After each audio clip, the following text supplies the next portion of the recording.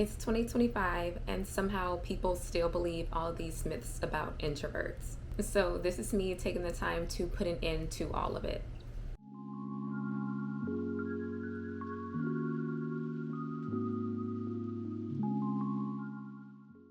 Today, I am busting all of the introvert myths that really need to die this year. If you're an introvert who is tired of being misunderstood, hit that like button and be sure to subscribe.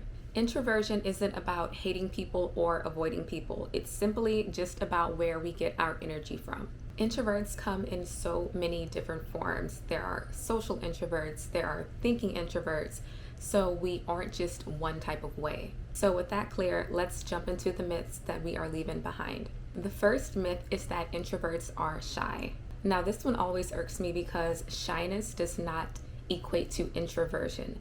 Now don't get me wrong, there is absolutely nothing wrong with being shy, but so many people automatically assume that every single introvert they come in contact with is shy. That's not the case.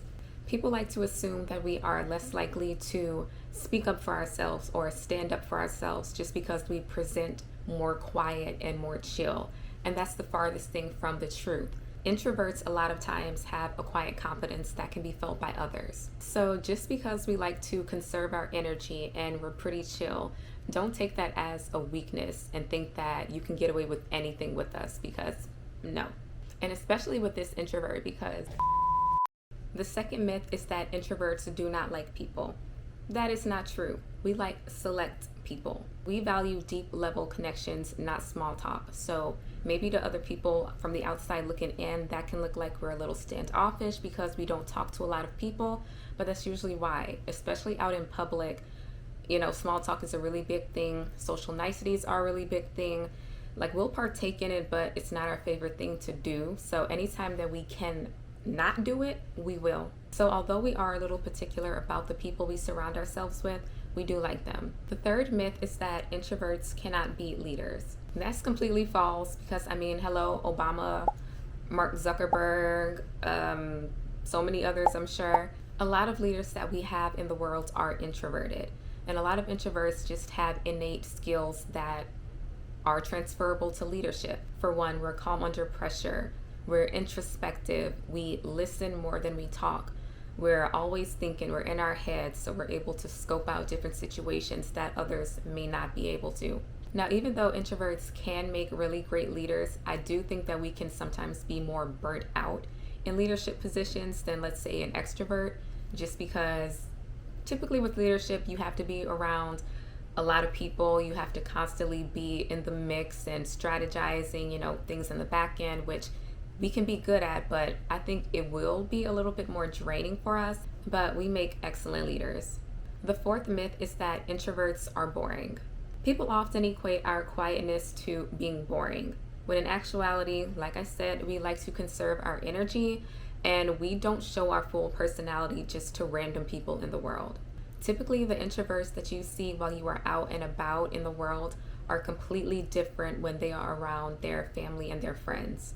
We are very multifaceted and we keep a lot of our personality under wraps because we really just don't feel the need to showcase our full personality to random strangers. And so many introverts have really rich lives. Like, so many of us are into music and film and traveling and philosophy. Like, all of these things are not boring in any way. So if you think introverts are boring just because we're introverts, it might be a you thing.